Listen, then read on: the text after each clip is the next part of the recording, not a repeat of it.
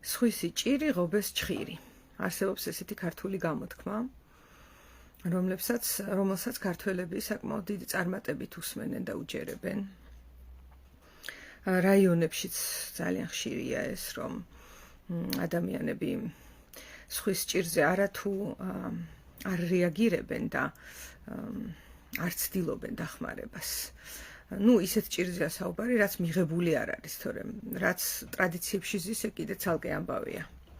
მაგრამ რაც არ არის ტრადიციებში და არის რაღაც ისეთი მტკივნეული გამოცდილება, რომელზეც რაიმე გზამკვლევი არ არსებობს კონკრეტული, აი ამ შემთხვევაში დირექტივის გარეშე დარჩენილი ქართველები დღეს რეგიონებში განსაკუთრებით, მაგრამ რა თქმა უნდა ქალაქებშიც აი ამ ანდაზას ძალიან წარმატებით იყენებენ. სხვისი ჭირი, ღობეს ჩხირი, ესე შეიძლება არ თქვან, მაგრამ ასე იტყვიან, რომ სხვის ოჯახში არ უნდა ჩაერიო. სახლს კარები და კედლები რო აქვს, იმიტომ აქ რომ გარეთ არ უნდა გავიდეს ხმა. ოჯახის საქმე გარეთ არ უნდა გავიდეს. მეზობლებმა არ უნდა შეიმჩნიონ თუ რომელიმე ოჯახში რაიმე სახის ძალადობა მიმდინარეობს, იმიტომ რომ ეს იმ ოჯახის საქმეა და გარედან ჩარევა არ შეიძლება და ესე გათითოკაცებული და ესე დაკნინებული, დაყოფილი და ხო იცით როგორ არის გათიშე და იბატონე. ანუ რეალურად საიდან მოდის მონობა, მოდი ეს ვთქვათ. დღეს ხო საქართველოში ადამიანს ვერ იპოვი, რომელიც იტყვის, რომ მე მინდა მონა ვიყო. აი ესე რომ გააჩერებ, დაიწყებენ რომ თავისუფლება, დამოუკიდებლობა, მე თავისუფალი კაცი ვარ, თავისუფალი ქალი ვარ, რასაც მინდა იმას ვიზამ, ბლა ბლა. მონობა მოდის აი ზუსტად აი ამ გამოთქმიდან, სხვისი ჭირი, ღობეს ჩხირი. იმიტომ როდესაც სხვისი ჭირი არის ღობეს ჩხირი და როდესაც მე ჩემს ირგვლივ რა ინფორმაციაც შემოდის, იმას ვაიგნორებ და ვეთიშები გარე სამყაროს, ვეთიშები ჩემს მეზობელს, ვეთიშები ჩემს ნათესავს, ვეთიშები ჩემს ახლობლებს, ვეთიშები ადამიანს, რომლის ვეთიშები უცხო ადამიანს, რომლის ხმაც მოწვდა ჩემს ყურს და ასე შემდეგ, აი ზუსტად მაშინ ვარ ის, ვისაც იბატონებენ და ვისაც გახდიან მონას. მე ხო ისტორიაში ძალიან ცუდად ვერკვევი სამწუხაროდ. შეიძლება ძალიან ცუდად არა, ჩემი ძალებით რაღაცები მაქვს მასწავლი, მაგრამ კარგი ისტორიის, ასე ვთქვათ, მასწავლებელი არ მყავდა. ყოველ შემთხვევაში ისეთი არ იყო, რომ მე დავეინტერესებინე რა. და აქედან გამომდინარე ისტორიული მოვლენები და ფაქტები, ჩემი გემოვნებით რაღაცები მაქვს ნაპოვნი, რაც ყური მოვკარი და დავინტერესდი და ესე მაქვს ნასწავლი. ამიტომაც თარიღებშიც კარგად ვერ ვერკვევი. მაგრამ ეხლა რაც მახსოვს, იმას გავაზიარებ, ანუ თუ რაიმე უზუსტობა არის, დამიზუსტეთ კომენტარებში, მე პირიქით გამიხარდება. მე ასე ვიცი, რომ სპარტაკმა, როდესაც გააკეთა მონათა აჯანყება, მან ჯერ შემოიკრიბა მონები და ისინი გაერთიანდნენ. და საერთოდაც, როდესაც მონობა ჩამოიშალა დედამიწაზე და აღარ იყო მონობა, ამ დროსაც ზუსტად ეს მოხდა, რომ გაერთიანდნენ ადამიანები იდეის გარშემო და თქვეს, რომ არ არის მონობა ის, რაც მისაღებია და აი ასე ჩამოშალეს მონობა. ასევე ყველა რევოლუციის თუ ყველა წინსვლის თუ ყველა რაღაცა დიდი პროგრესის დროს ადამიანები ერთიანდებოდნენ და ასე აღწევდნენ მიზნებს. ქართველებმა 90-იან წლებშიც დამოუკიდებლობა მოითხოვეს, ისინი 9 აპრილს გაერთიანდნენ და მთელმა საქართველომ რეფერენდუმიც ხო ჩატარდა, ერთიანად მისცა ხმა საქართველოს დამოუკიდებლობას და თავისუფლებას. აი ეს არის ზუსტად საპირისპირო იმისა, რომ ვთქვათ, სხვისი ჭირი, ღობეს ჩხირი, იმიტომ რომ სხვისი ჭირი, ღობეს ჩხირი მდგომარეობა, რომელიც სამწუხაროდ აქვს ქართველებს და მე მეცაც გეტყვით, ეხლა მთელი ჩვენი საპატრიარქო და რელიგია ქადაგებს, რომ არ უნდა ჩაერიო, არ უნდა განიკითხო, არ უნდა შეხედო გარეთ რა ხდება, შენ თავს მიხედე, შენ სულიერ ბრძოლებს მიხედე და ძალიან აქცენტირება მიდის, რომ შინაგანი ბრძოლები არსებობს ადამიანში და ეხლა ადამიანი ერთხელ აქ თუ ჩაიძირა საკუთარი თავის წინააღმდეგ, თუ აღდგა და თუ დაუწყო თავის თავს ბრძოლა, ეგ დაუსრულებელი ბრძოლა იქნება, სანამ ცოცხალია და ამაში თუ ჩატრიალდა, რა თქმა უნდა, გარე სამყაროში აღარ გაიხედება და ამავდროულად ასევე მიდის აქცენტირება, რომ შენ ვინახარ სადმე ჩაერიო, ღმერთი არ ერევა, ღმერთი გაჩერებულია, ღმერთი მხოლოდ უყურებს და სადღაცა იქ საიქიოში, როდესაც გარდავიცვლებით, აი მერე ღმერთი განიკითხავს ხალხს და მერე არის ხოლმე იმებს დასჯის ვიღაცებს 60-ში გაუშვებს, აი ესეთ ღმერთზე არის საუბარი.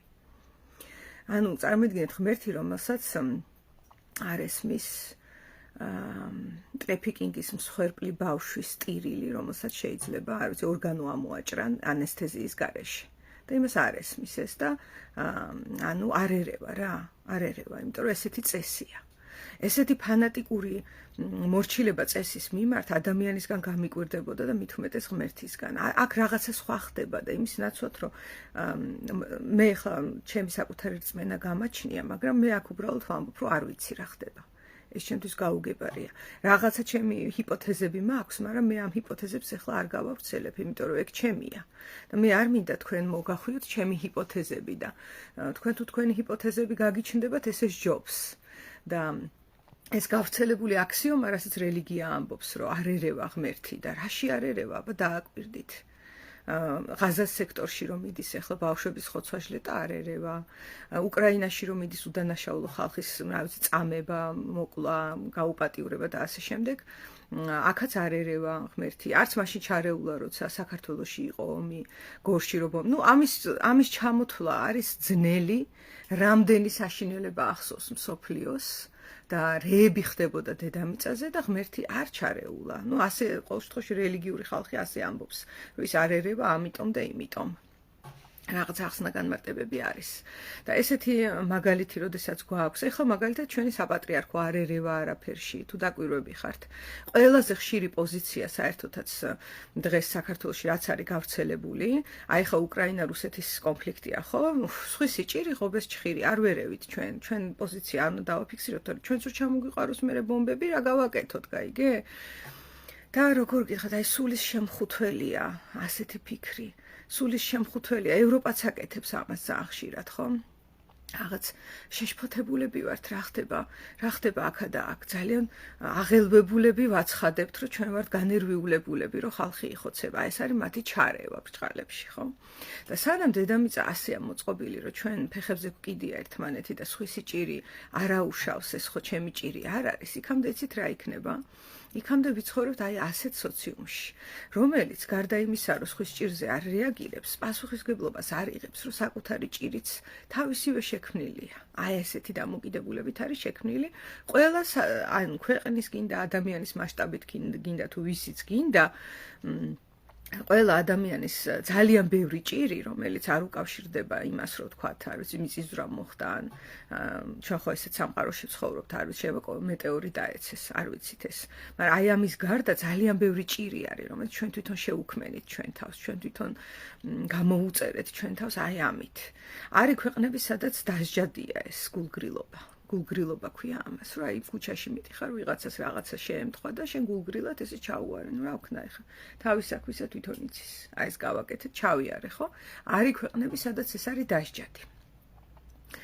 ეხა სასჯელი ამას არ შველის, მაგრამ ჩანს, ხო, რომ კარგად არის ესე რომ დავსხდეთ ეხა და გავაცნობიეროთ, მივხვდებით, რომ ჩვენ პასუხისმგებლობები გაგვაჩნია ერთმანეთის მიმართ. არ არის ესე, რომ სხვისი ჭირი ღობეს ჩხირი არის. თუმცა ამას ხშირად ვიყენებთ ხოლმე. ეხა კიდე რატო არ არის სხვისი ჭირი ღობეს ჩხირი? აი თქვათ არის სხვისი ჭირი ესეთი, რომ ჩემი მეზობლები არ ვიცი, სადმე, რომელიმე ქვეყანაში, ავსეთ საქართველოში არა, რაღაცა ძალადობრივ მდგომარეობაში არიან და მიმდინარეობს ძალადობა. და მე ხა ჩემ ბინაში თუ სახლში ვზივარ, ხმა მესმის, მაგრამ ხა რა აზრი აქვს ჩარევას რა. თვითონ თუ მორიგდებიან, თუ არ მორიგდებიან, ჩავერიო ხა. მე არ ვარ ეგ, ვინც პოლიციაში დარეკავს თუ რაღაც. არ ვერევი მოკლედ რა, ხმას არ ვიღებ. ჩემი საქმისა მე ვიცი და არ ვიცი ყავას ვსვამ, სერიალებს უყურებ. იქ მიდის ლეწვამტრევა, კივილი, შეიძლება ცემენ ერთმანეთს. იქ ბავშვები ტირიან უკვე, მე ვაგრძელებ ჩემი სერიალის ყურებას. ეხლა ნახეთ, რა ვასწავლე მე ჩემ თავს. აქ. მე ვასწავლე გარემოსგან გამოთიშვა ისევ, დაიგნორება იქით რა ხდება. ეს კივილწივილი და ცემატყეპა შემიძლია ავიტანო ძალიან მარტივად, მე ხო არავინ მცემს. მაგრამ ეხლა ნახე რა არის, რაში ვცხოვრობ. მე აქ ძალიან კარგად გავაცნობიერე, შეიძლება ცნობიერად არ ამოუშვი, მაგრამ ჩემ არაცნობიერ შინაგან ბავშვს და ჩემს არაცნობიერ ყველაზე ადამიანურ ნაწილს რა ვასწავლე, რომ მეც რო ესეთ დღეში ჩავარდე. არც სხვა არავინ არაფერს არ დარეკავს და არავინ თითის გამძრევი არ არის, იმიტომ რომ ეს არის ჩვენ რაზეც უსიტყვოდ შევთანხმდით. ჩვენ სოციუმი. და იმ მეზობელმაც ძალიან კარგად იცის, რომ არც ერთი მეზობელი დამრეკავი არ არის და აი ამიტომ აძლევს თავის თავისუფლებას, რომ ესეთი რამ ჩაიდინოს, ესეთ კრიმინალში შევიდეს, ხო? აი ზუსტად ეს არის, ეს ჯაჭვური რეაქციაა. ჩვენ შეიძლება გვეგონოს, რომ რაღაცა კუნძულზე გავირიყებით და ჩვენ კუნძულს ვერავინ და ვერაფერი შეეხება და ასე შემდეგ, მაგრამ როგორ რეაგირებთ და როგორ ურთიერთქმედებთ გარემოსთან, ჩვენ გარემოს ვცვლით ამით. და მე ძალიან უყვართ ხოლმე ადამიანებს თქვა, რომ აი ის არის მოძალადე რა, ის ადამიანი მოძალადეა. ნუ ეს ძალიან ადვილი დასანახია, ნახეთ, მე ქალი ვარ, მწვანე ზედამაცვია, ჩემს უკან აი ნაძვის ხეა. აი ეს ძნელი შესამჩნევი არ არის, ხედავ? მაგრამ რატომაც ვია მწვანე ზედა? იმიტომ მე ჩავიცვი. ჩემს უკან ნაძვის ხე რატო? იმიტომ რომ დავდგი. ქალი რატო ვარ? ბუნებამ ასეთად შემქმნა, თუმცა მეც რაღაცნაირად ისე ჩავიცვი, ხო, რომ ქალურად გამოვიყურები. მე შემეძო შემწინააღმდეგებოდი და ეხა ისე ჩამეცვა, რომ კაც დაინახავდით თქვენ პირობითად. ანუ ყველაფერში ჩემი წილი ურევია. იმ სხვის ჭირში ჩემი წილი ურევია, სიჩუმით, ურეაქციობით და ასე შემდეგ და ზუსტად ამიტომაც 90-იან წლებში, როცა ეს ნორმა იყო, რომ ოჯახებში ცემატყება იყო ბავშვების ძირითადად და ნუ ხანდახან სამწუხაროდ ცოლების და ზოგჯერ ქმრებისაც, ხო? აი იქ იყო ძალიან ბევრი, იმიტომ რომ მაშინ ესეთი გაგება იყო, რომ გაგება, აი ეს უსიტყვო კონტრაქტები სოციუმში, რომ ჩვენ ახლა პოლიციაში ხوار დავრეკავთ, ჩამშვებები ხო არა ვართ და შეიძლება დაგერეკა და ძალადობის მსხვერპლს აქეთ პრეტენზიები ქონოდა.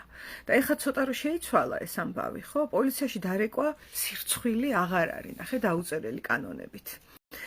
საერთოდ სირცხვილი და ესეთი რაღაცეებით აკონტროლებენ ადამიანები აი ამ გაგებებს. დიდი მადლობა მაია. გაიხარე.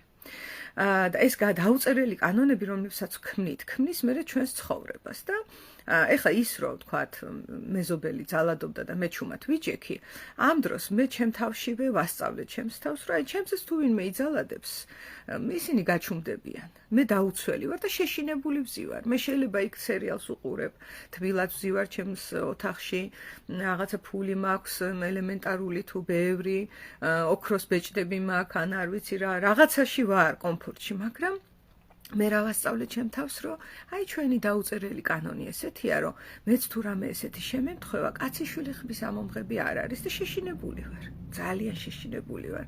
და მე ათასნაირი ფსიქოსომატური რეაქცია იჩენს ხოლმე ადამიანებში თავს, რომ არც იციან საიდან მოდის.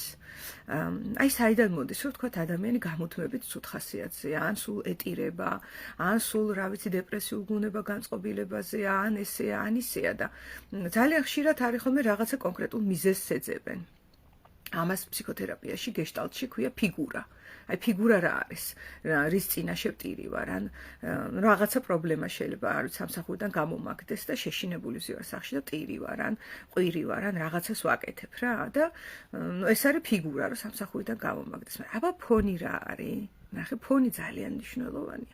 ფონი არის ხოლმე დაიგნორებული, იმიტომ რომ ფიგურამ, ისევე როგორც მელოდიამ მუსიკაში, იცის მთელი ყურადღების მიქცევა, მაგრამ კაი სმენა ვისა აქვს, ვისაც მელოდიის გარდა ჰარმონია ესმის, ბასები ესმის, სიღრმეში ჩადის. ანუ ფონია მნიშვნელოვანი, ხო? და ფონი რა მაქვს ახლა ამ სამსახურიდან რომ გამომაგდეს? ფონი შეიძლება ის მაქვს, რომ ყველას კიდია. ღობეს ჩხირია ის, რომ მე სამსახურიდან გამომაგდეს.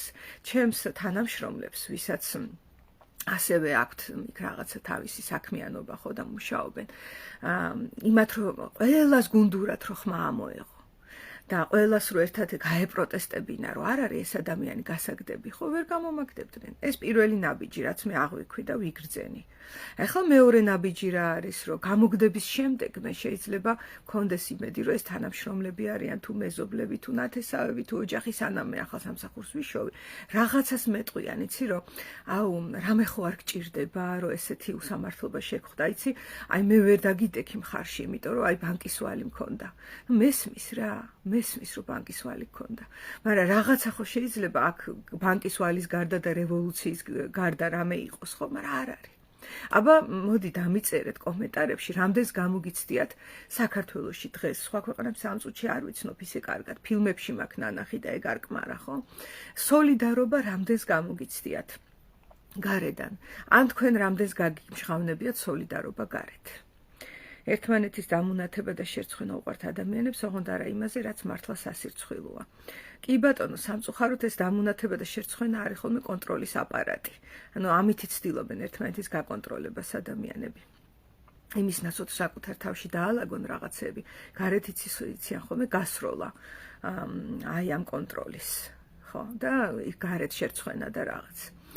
აი მაგალითად შეიძლება დაგიწყონ, რომ შენ რატო არ დაეხმარე ვიღაცას, ვისაც უჭირდაო რა, და ამ დროს შეიძლება შენ იქ საერთოდ არ იყავი და თვითონ იქ იყო, იჯდა და გულგრილად, არ ვიცი, ხმას არ იღებდა ან თითი არ გაანძრია და მე გარეთ გაისვრის ამას და იტყვის, რომ შენ სად იყავი, შენ გეუბნება რა და იმას ვერ ხედავს, რომ თვითონ იქ იჯდა 24/7-ზე იქ იჯდა, ყველაფერი ესმოდა. მაგრამ რაღაცნაირად მაინც ელის, რომ გაისვრის გარეთ პასუხისგებლობას, რომ აი შენ რატო არ იყავი იქ, გაიგე? და მე არ ვიყავი, კაი ესე მოხდა და შენ ხო იქ იყავი. შენ რას აკეთებდი? ამას არ იზავს ადამიანი. საკუთარ თავზე არ აიღებს პასუხისგებლობას. ეხლა მოდი ღიად ვიტყვი რა, შთაგონებიდან წამოვიდა ეს ლაივი, დამავიწყდა წეღან რომ დავიწყე. მოკლედ ჩამოვსკროლე და ჩემს ერთ მეგობარს ედო საინტერესო პოსტი იმაზე, რომ ჰიტლერი და სტალინი იყვნენ საშინლად ნატანჯი ბავშვები, რომლებაც მერე აფრიკული ანდაზისა არ იყოს, სოფელი გადაწვეს. იცით რა მეგობრებო, მწარეა შესაძლოა და შესაძლოა ეს 100%-იანი არ არის. ანუ, მაგრამ ამაში ძალიან დიდი სიმართლის მარცვალი ურევია, რაც ახლა წავიკითხე მე. ამაზე შეიძლება სხვადასხვანაირად შეკამათება, რომ ვიღაცებმაც გამოიარეს ეგეთივე მძიმე ბავშვობა, მაგრამ მათ სოფელი არ გადაუწვავთ. არანაკლებ სტალინისა და ჰიტლერისა იტანჯა ძალიან ბევრი, მაგრამ მათ სოფლიო ტირანია არ დაუმყარებიათ. ზოგი ძალიან ნიჭიერიც იყო არანაკლებ სტალინისა და ჰიტლერისა, მაგრამ მაინც ისინი არ ვიცი ხელოვანები გახდნენ, მწერლები გახდნენ, აბრაგები გახდნენ, რაღაცა გააკეთეს, მაგრამ ესეთი რამ არ უქნიათ, რომ მთელი სამყაროსათვის სამაგიერო გადაეხადათ. ანუ თლათ 100%-იანი ეს ვერ იქნება, მაგრამ მოდი დავაკვირდეთ იმას, რომ ძალიან მწარეა იმის აღიარება, რომ კი, ჩვენ შევქმნით სტალინი, ჩვენ შევქმნით ჰიტლერი, ჩვენ აი ახლა აქ და ამჟამად ვხედავთ და ახალ სტალინებს და ჰიტლერებს ვქმნით დღეს აქ და ამჟამად. მიმდინარეობს ეს პროცესი და რითი მიმდინარეობს? სხვისი ჭირი ღობეს ჩხირით. აი ასე მიმდინარეობს. გათიშულები ვართ ერთმანეთისგან, რაღაცნაირად გონია რომ არსებობს სხვა, ეს სიტყვა საინტერესოა, სხვა. მე მესმის რომ მე არ ვარ ეს სხვა, მაგრამ სადღაცა სიღრმეში ჩვენ რო გვაქვს ძალიან დიდი კავშირი, ოჯახური, ნათესაური, რომ არ არსებობს ის, ვინც ასე შავთეთრად მტერია და იმისათვის რომ ამე შავთეთრი მტერი არსებობდეს, ადამიანები ფილმებში თუ დააკვირდებით ზომბებს იგონებენ ხოლმე. რომ აი ნახე ზომბი როა და ადამიანი რო აღარ არის, უფრო ადვილია იმის წინააღმდეგ განეწყო მტრულად, იმიტომ რომ სადაც ადამიანია, თუ ცოტათი მაინც სიღრმისეულად ჩახვალ დაინახავ, რომ აქ არაფერ მტრობაზე არ არის საუბარი, აქ არის უგუნურებაზე საუბარი. როგორ შეიძლება ორი ადამიანი ერთმანეთის მტერი იყოს, რაღაც გაგებით, ხო, მაღალი გადასახედით. და საჭიროა ეს მაღალი გადასახედიც, მნიშვნელოვანია. იმიტომ რომ ეგეთი სიღრმისეული განწყობები ჩვენი ფიქსირებული ქმნის მერე ამინდს, რომელშიც ვცხოვრობთ. ჩვენ გვაქვს ფსიქოემოციური ამინდი. და რა ამინდია ეხლა საქართველოში ფსიქოემოციურად? არის გამუდმებული ზამთარი. ვეღარ გამოზაფხულდა. გაზაფხული არ დამდგარა. მიმდინარეობს ზამთარი და ზამთარი, ზამთარი და ზამთარი. ზამთარში ვცხოვრობთ. ჩვენი ფსიქოემოციური კლიმატი, რაშიც ჩვენ დავიბადეთ, ვიზრდებით, ბავშვებს ვზრდით, არის საშინელი ზამთარი, სუსხიანი, ცივი, მომაკვდინებელი ზამთარი, იმიტომ რომ ჩვენ ესე დაუწერელი კანონებით ესე შევადგინეთ, რომ სხვისი ჭირი ჩემი არ არის, ეს ჩემი საქმე არ არის. არ ვერევი, არ ჩავერევი. არ ჩაერევა საპატრიარქო, არ ჩაერევა პატრიარქი, არ ჩაერევა ეკლესია, არ ჩაერევა მღვდელი, არ ჩაერევა საქართველო არაფერში, არ ჩაერევა ადამიანი მეზობლის საქმეში, როგორ გითხრა, არ ჩაერევა ადამიანი სხვა ქვეყნის საქმეში მით უმეტეს, მაგრამ თავის საკუთარი ქვეყნის საქმეშიც კი აღარ ჩაერევა, იმიტომ რომ ეს ღვთისნებაა, ძალიან ადვილი პოზიციაა, ხო? მაგრამ რა ვიცით ჩვენ, გინდათ სახარებიდან თუ მას წაიკითხავთ. ნუ შეიძლება ეგეც აღარ უნდა წაიკითხო, არ ვიცი, დღეს კაი ხანი არ ყოფილვარ ქადაგებაზე, მაგრამ წამს რომ ზოგიერთი მღვდელი ალბათ ჯერ ისევ მოუწოდებს ხალხს რომ წაიკითხონ, იმიტომ რომ კითხულობ იქ რა ჩანს, რითი გამოვლინდა ღმერთი დედამიწაზე, როგორ გამოვლინდა, ამაზე იგავებიც რამდენია. მან თავისი წინასწარმეტყველები წარგზავნა, იქ თავისი შვილი მოავლინა და ასე შემდეგ, რომელიც ადამიანია, ხო? ანუ რიბისი ხელით შეიძლება ვლინდებოდეს, ცოცხალი არსებების ხელით ვლინდება, ხო? ესე ხო არ არის რაღაც, არ ვიცი, არც ვიცი რა დავარქვენ, ყველა ბუნების ზალა რაშიც სიკეთე ადამიანური პრიზმაა, მაგრამ ხო ფაქტია, რომ არსებობს, არა? განა არ არის სიკეთე, რომ სიტყვაზე დაჭრილ ადამიანს ნახავ, წაიყვან და უმკურნალებ, სიკეთეა, ხო? მაგრამ შეიძლება დაჭრილი ადამიანი გდია და ჩაუარე და წავედი. მიუხედავად იმისა, რომ ჩემი ძმა იყო ეს, იგავი არის ისევ სახარებიდან. კეთილი ფილისტიმელის იგავი, ხო, რომელმაც არ დატოვა ებრაელი, რომელიც ძირს ეგდო. და თავისმა ძმებმა ებრაელებმა და მათ შორის მღვდელმა ჩაიარა და იმათ ესე დატოვეს სხვისი ჭირი ღობეს ჩხირიო თქვეს და გაუდგნენ თავის გზას. და ამ ფილისტიმელმა, რომელიც მაშინ ითვლებოდა, რომ ებრაელების მხრიდან რომ იყო უწმინდური თუ რაღაც ესეთებს ხო იფიქრებენ ადამიანები და იმან ის დაეხმარა. სამარიტელმა ბოდიში ფილისტიმელს კეთილი სამარიტელი, ხო? და ეს სამარიტელის იგავი ხო გვაქვს, მაგრამ ეხლა ნახე რა ხდება, რომ უმრავლესობა ხო ასე ცხოვრობს, რომ სხვისი ჭირი ღობეს ჩხირი და ის რო ტირის თავის პრობლემაა და მიხედოს თავის თავს და ასე შემდეგ და რა ვიცი კი ბატონო გეშტალტში არის ეს რომ მე ჩემსას ვაკეთებ შენ შენსას აკეთებ, ოკეი? წესი რაღაცა ესეთია, რომ მე ჩემსას ვაკეთებ შენ შენსას აკეთებ, მაგრამ თვითონ ეს წესივე გულისხმობს, რომ წესს აქვს გამონაკლისი და კონტაქტი, რეალობა, სიცოცხლე, როგორ გითხრა, განვითარება წესს ეფუძნება, მაგრამ წესით არ იფარგლება. თუ ის მხოლოდ წესია, ესე იგი ნაწილთა ჯამს არ აღემატება ის რაც ხდება და აუცილებლად აღემატება, ხო? მხოლოდ წესში ჩახრჩობა მტრისას. და კი წესი ესეთია, მე ვაკეთებ ჩემსას, შენ აკეთებ შენსას და თან ამავდროულად არსებობს შემთხვევა, როდესაც სენსიტიურობით, იმით რომ მე ცოცხალი ვარ, მე აღვიქვავ რა ხდება შენთან. რა არის შენი, რა არის ჩემი და ჩემიდან მოვდივარ შენთან და შენც მოდიხარ შენიდან ჩემთან და ეს მნიშვნელოვანია.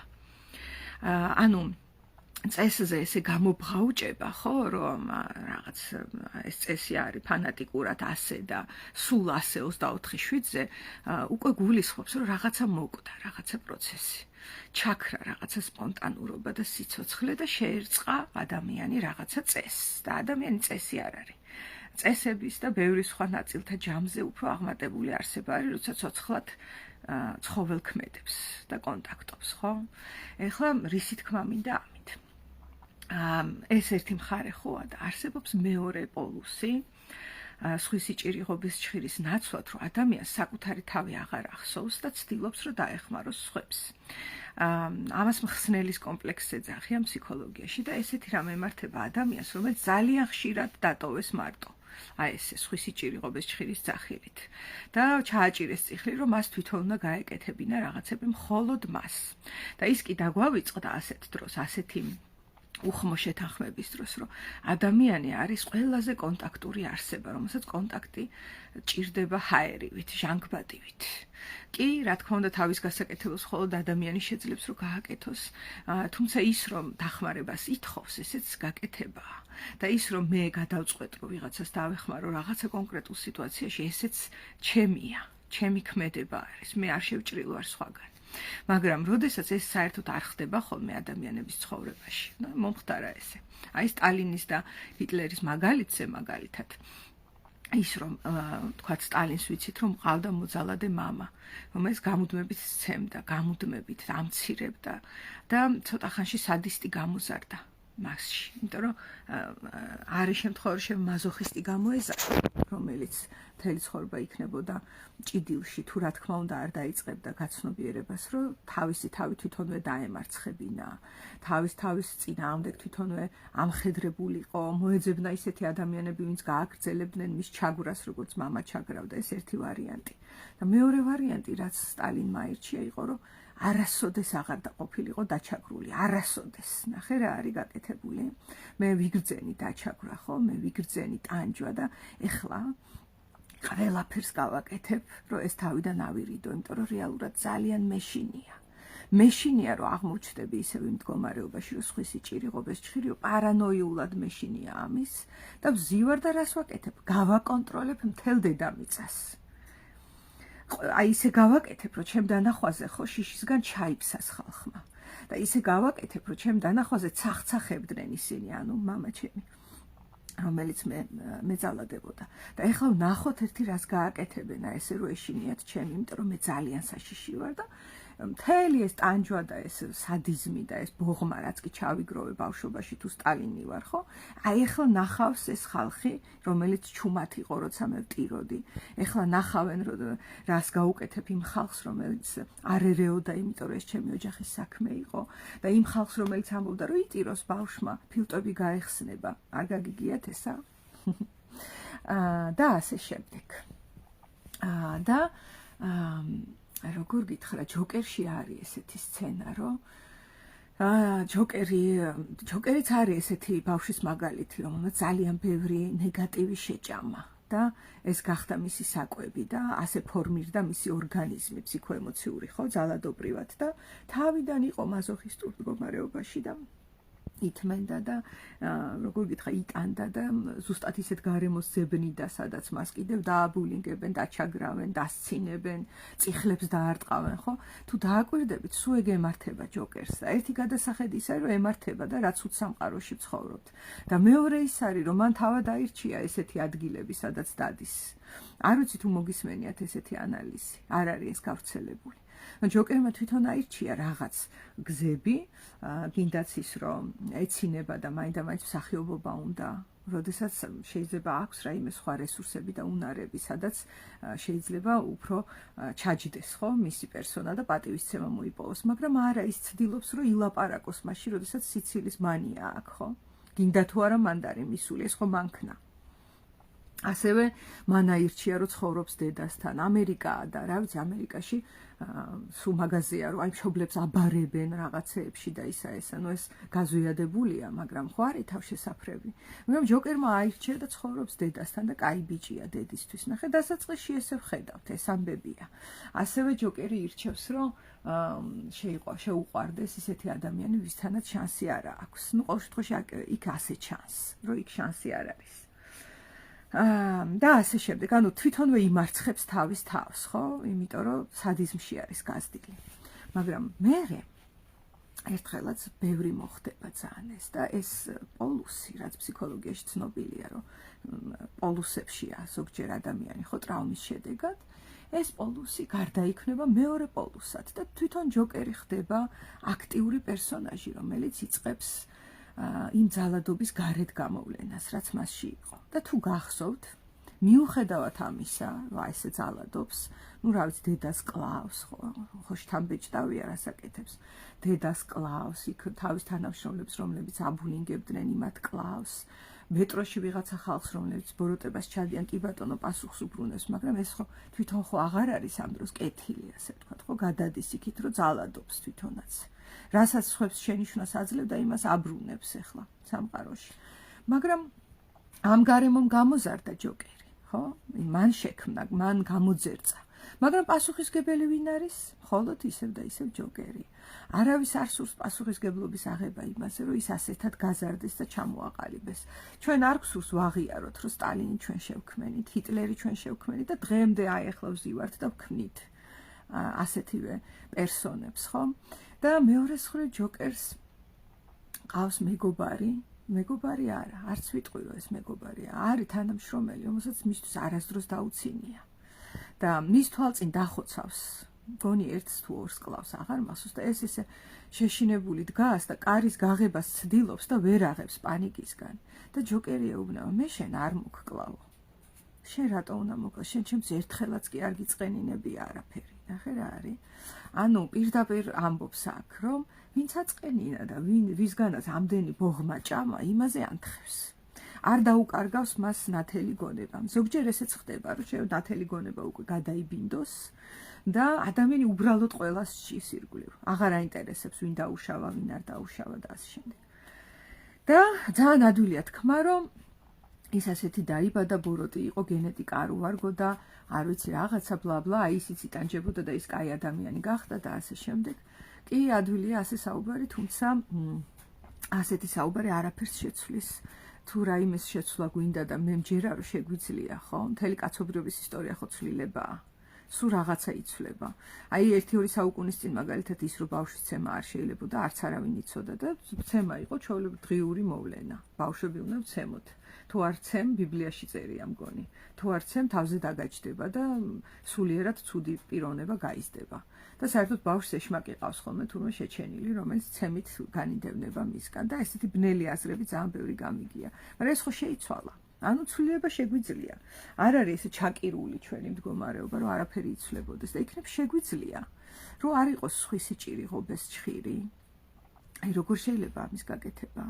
რაღაც დონეზე ხო უკვე არის ეს შეცვლილი. პოლიციაში დარეკვა აღარ არის ხო სირცხვილი, რომ აი დავრეკოთ. თუ რაღაცას ხედავ, შეგიძლიათ დარეკო პოლიციაში. და ეს აღარ ითვლება სირცხვილად, ჩაშვებად და ასე შემდეგ. მე ადრე ჩემს სოფელში იყო ესეთი სიტუაცია, რომ რაღაცა კონფლიქტი მწიფდებოდა. და მე უთხარი, ხო იცით მეთქი, რომ მე პოლიციაში დავრეკავ. მე აუცილებლად ეგრევე დავრეკავ მეთქი რა. ერთი წამი ხო არ იფიქრებთ მეთქი, რომ არ დავრეკავ. რატო დარეკავო რა, ჩამშვები ხარო და ისახარო და რაღაცები მითხრეს და მე უთხარი, კი ჩამშვები ვარ, მე მირჩევნია მეთქი ჩამშვები ვიყო და ისეთ დროს დავრეკო პოლიციაში, როცა უბრალოდ დისკომფორტს შემოვიდან, ვიდრე გვამების მერე დავრეკო. აი გვამები რო დაიყრება, მაინც დასარეკი იქნება, სხვა გზა არ იქნება და ჯობს სანამ დაიყრება გვამები, იქამდე ვიყო ჩამშვები მეთქი, ასე უთხარი და მას მერე ნუ ეხლა ჩემს სოფელში იციან, რომ თუ რამეა და რაღაცა დიდი კონფლიქტი მზადდება, მე აუცილებლად დავრეკავ პოლიციაში, არა მხოლოდ ჩემს სოფელში.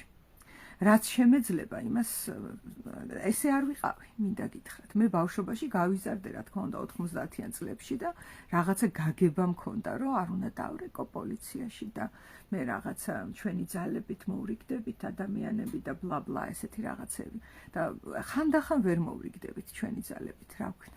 ძალიანაც მინდა რომ ჩვენი ძალებით მოვრიგდეთ. მაგრამ მე მაგალითად თუ ვინმე თავს დამესხმევა, კუნთები არ მაქვს. და ვინაიდან არ მაქვს საკმარისი კუნთები, რომ მუშტით გავუმკლავდე, ალბათ დავრეკავ პოლიციაში და უკვე იქ დავწერ განცხადებას, რომ თუ შეიძლება ეს ადამიანი შეაკავეთ. ჯერ კიდევ ბნელა საქართველოში ნაგავსაყრელის ისტორია გაიხსენე. კი ბატონო გიორგი, მადლობა, მაგასაც გავიხსენებ. აი გიორგი მიწერს ახლა კომენტარს. იყო ესეთი სიტუაცია, შენთან გიორგი მე მახსოვს, რომ შენ დაალაგე საჯარო ადგილი, სავარჯიშო ადგილი, სადაც ეყარა ნაგავი, შენი ძალებით და მე ამის შესახებ დაპოსტე თუ არ ვცდები და იყო ერთი ამბავი, რომ რატო პოსტავ, ხმას რატო იღებ, ინტრიგანი ხარ, ეს ახარ ის ახარ. გეგონება ჩვენი ხელფასებიდან არ იჭრებოდეს ის თანხა, რაც უნდა მოხმარდეს ქვეყნის დასუფთავებას, ეს ხო ელემენტარულია რა. მაგრამ ადამიანებს რა გონიათ, ნახე ქართველ ადამიანს რა გონია, რომ ქუჩაში რომ მიდის ეს მისი არ არის. მისი გონია რომ იწება ის სახს რო გადააბიჯებ, ფეხს რო გაიწმენდ რა შესასვლელთან, ფეხსაწმენზე რო გაიწმენდ და შეხვალ, ის გონია თავისი. და გარეთ სავარჯიშო ადგილი, ქუჩა, გზა ეს ყველაფერი გონია სხვისი. და ამიტომაც სხვისია რა, მაგის დედაც ვატირე ესე უყურებს. მაგრამ აი ხა მთელ სოციუმს რო კონდეს ეგეთი რეაქცია როგორც შენ ქონდა გიორგი.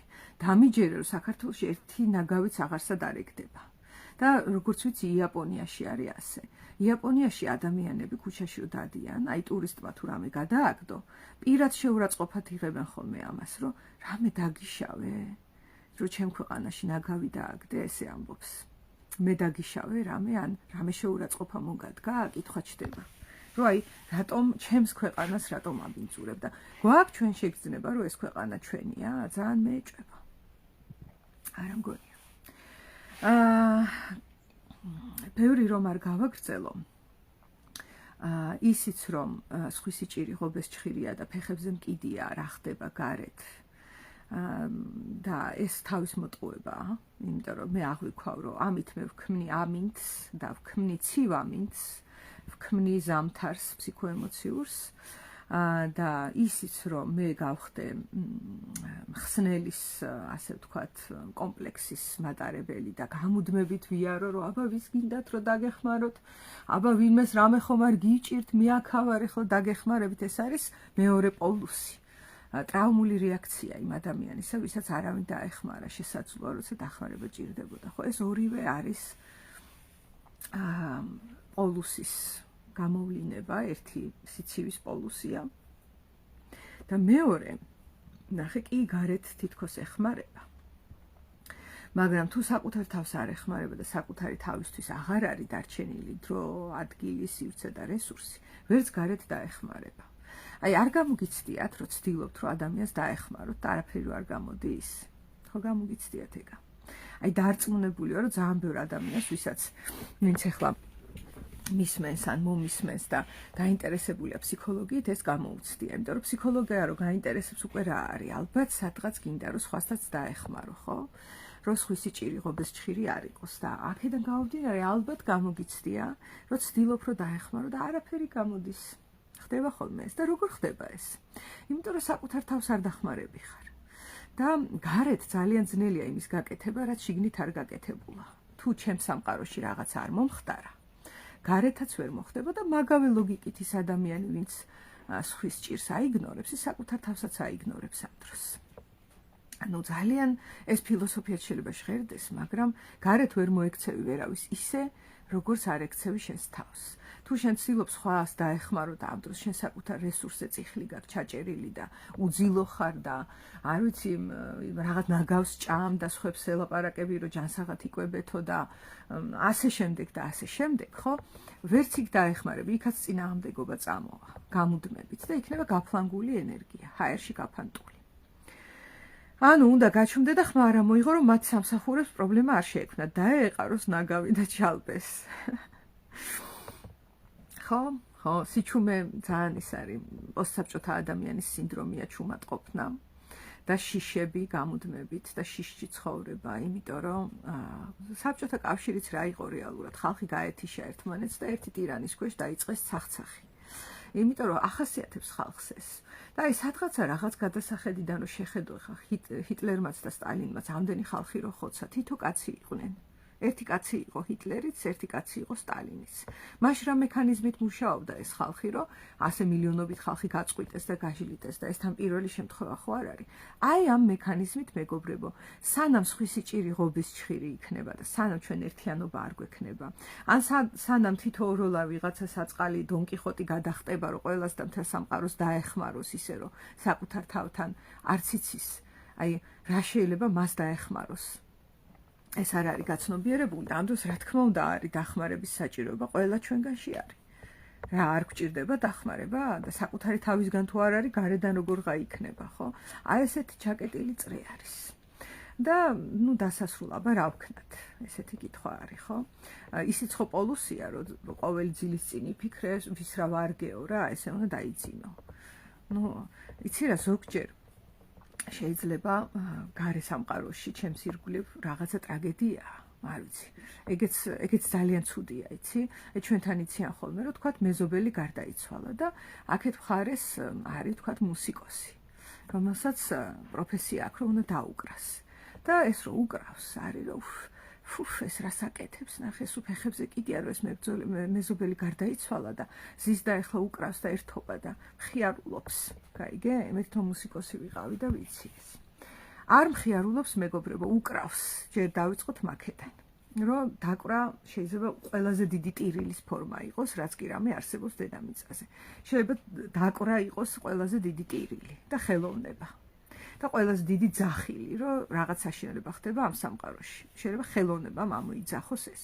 მაგრამ მეორეს მხრივ, მოდი მივცეთ ერთმანეთს უფლება, რომ ზოგჯერ მიუხედავად საშინელი დრამებისა და ტრაგედიებისა, გამოვიხუროთ კარი და იმ ეგოისტურ ბავშვურ სივრცეში ვიყოთ მხიარულად და ვიმხიარულოთ. არ შეიძლება? ერთხელ ცხოვრობ. აი ნახე, თუ ამას ვერ ვაკეთებ, რომ ხანდახან საერთოდ გამოვიდე იმ საშინელებიდან, რაშიც ვცხოვრობ და ჩემს თავში ჩავტრიალდე, ჩემს სამყაროში შევიდე და ვიყო კარგად, ვიმხიარულო, ვიბედნიერო. ამას თუ არ ვაკეთებ, არც იმის რესურსი მექნება, რომ სხვას დავეხმარო და ვარ ამ დროს რა ვარ? აი ეს სხვისი ჭირი ღობეს ჩხირი რა რუჟა, ნაცრისფერი მასა. ვსივარ ესე ზომბივით.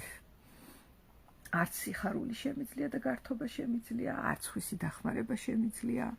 ვერც ჩემ თავს ვხედავ, ვერც სხვას ვხედავ, გათიშული ვარ და ჩემი ცხოვრება რას გავს ახლა, რა შეიძლება მოხდეს? წამოუბერავს ნიავი და ღმერთმა უწყის რას მომიტანს. შეიძლება სტალინიც იქვე ტირის გვერდით და არ მესმის მისი ხმა ბავშვის. და მე გაიზრდება და გადახრიტავს ყველას. დახრეთს და მე ესე ჩემთვის წყნარად სახში ვიჯექი ვაიგნორე და ერთ დღესაც მომიკაკუნებენ და წამიყვანენ მიმახრიტავენ, ხო? ან ჩემ შვილებს მიახრიტავენ და ასე შემდეგ. ანუ გამოსავალი რაშია, რომ რაც შეიძლება რა აქვს საერთოდ ადამიანს ალბათ ერთადერთი არ ვიცი ვალდებულება დავარქვა. ვალდებულებაც არ არის, იმიტომ რომ თანდაყოლილი სურვილია ეს. ისევე როგორც ფეხის ადგმა, ლაპარაკი, ეს დაგავალა ვინმე? არა მგონია. მე ვფიქრობ, რომ კი დაგჭირდა სიარული, კი დაგჭირდა ლაპარაკი, მაგრამ შენც გინდოდა. ნახე, თან ხვედრაში არის. მჭირდება და თან მინდა.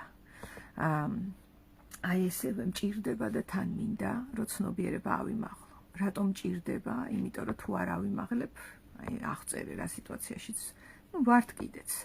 და თან არ არსებობს ერთადგზე გაჩერება, ხდება უკანსვლა, ანუ სტაგნაცია. და ჩვენ ვიცით, რომ ცოცხალი ორგანიზმი ან ვითარდება და წინ მიდის და ან სტაგნირებს და მიდის სიკვდილისკენ. ეს არავის არ უნდა, ხო? ანუ მჭირდება ზრდა და განვითარება. და რატომ მინდა? იმიტომ რომ ისევე როგორც სიარული და ისევე როგორც მეტყველება, ეს მოემსახურება ჩემს პიროვნულ საჭიროებებს, სურვილებს, პიროვნულ კმაყოფილებას, ბედნიერებას და სიხარულს. აი ამიტომ მჭირდება და თან მინდა. ამიტომაც ეხლა ცნობიერების გაფართოება ეს არის პროცესი, მთელი ცხოვრების პროცესია. თან ამავდროულად ჩვენ აქაც გათიშულები თუ ვართ, ეს არ მიმდინარეობს, ერთმანეთთან კონტაქტი ისევ გვჭირდება, აქაც და ერთმანეთს ვავსებთ. აი, როდესაც 10 ადამიანი საკუთარ თავზე მუშაობს და თან იკრიბება, მაგალითად ღია საუბრებზე, მაგალითად ფსიქოშემეცნებით კურსზე, ან ევრივეის ლაშქრობაზე, ან ჰოლოტროპულ სუნთქვაზე, ან გეშტალტ ინსტიტუტში, სადაც გინდათ, ბევრი ადგილები არის, იოგა, არ ვიცი, უბრალოდ ლაშქრობა, სადაც მიდის ხალხი, ხო, ფიზიკურად ვითარდებიან, სავარჯიშო დარბაზი, ანუ რაღაცა განვითარების გზაზე რო დგებიან და მერე თან იკრიბებიან, ერთმანეთს ხო უცვლიან რჩევებს და გამოცდილებებს და კიდევ უფრო ვითარდებიან. ანუ ჩვენ ერთმანეთის ასწრაფება შეგვიძლია ამაში. აი ამას გისურვებთ ყველას და ვუსურვებ ჩემს თავს და ვუსურვებ საქართველოს და საერთოდ მთელ დედამიწას, რომ ჩვენ განვითარებაზე ცნობიერად მოვიმართოთ, იმიტომ რომ არაცნობიერად მაინც ვცდილობთ ამას და ცნობიერად მოვიმართოთ ცნობიერების გაშლა, ეს უსასრულოდ შეიძლება, სულ შეიძლება მეტი და მეტი. აი ამ გაშლისკენ წავიდეთ და თავისთავად გადაილახება ეს სხვისი ჭირიღობის ჩხირი და ისიც რომ ხსნელის სინდრომი მქონდეს, ორივე გადაილახება. დარჩება ცნობიერი და არჩევითი დრო ჩემი თავისთვის, გამოინახება ცნობიერი და არჩევითი დრო სხვებისთვის, გაივლება კარგი პიროვნული საზღვრები, შევალთ ერთმანეთთან კონტაქტში და აღარ ვიქნებით გათიშულები და დაშლილები გეშტალტურად რო ვთქვა. რადგან დაშლილი ადამიანის მართვა და მისით მანიპულირება ხო ადვილია და ის არის ზუსტად მონა, ასე ვთქვათ. მონობა კი ძალიან მწარე გამოცდილებაა და მტკივნეული. ამას არავის გისურვებთ. აბა, რა ვიცი, თქვენს გამიზიარეთ, თქვენი გამოცდილებები რა ყოფილა თუ სურვილი გექნებათ, იმისაც რომ სხვისი ჭირიღობის ჩხირი გიგრძნიათ თქვენს თავზე, ან შეიძლება თქვენ გაგიკეთებიათ, მე გამიკეთებია, როდესაც აი ამ გაგების ადამიანი ვიყავი. ასევე ხსნელის სინდრომში, რომელს გიგრძნიათ თავი, როგორ მომხდარა, რომ გიცდიათ დახმარება და არაფერი გამოსულა, საკუთარი თავის დახმარება როგორ შეძელით პირველად, თუ შეძელით ეს და ასე შემდეგ. პირადი გამოცდილებები თუ სურვილი გექნებათ, გამიზიარეთ.